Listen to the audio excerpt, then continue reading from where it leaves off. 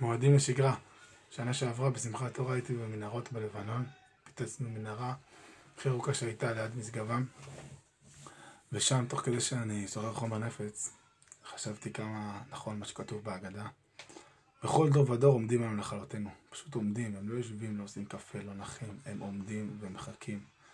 וגם לאור האופוריה וההתלהבות והמחשבה שאולי נגמר, אז באמת בכאב ובתוך ראייה של השטח אני אומר, הם עומדים והם גם מתכננים וכותבים לפתקים, הם מציירים את ההתקפה הבאה ואת החטופים הבאים.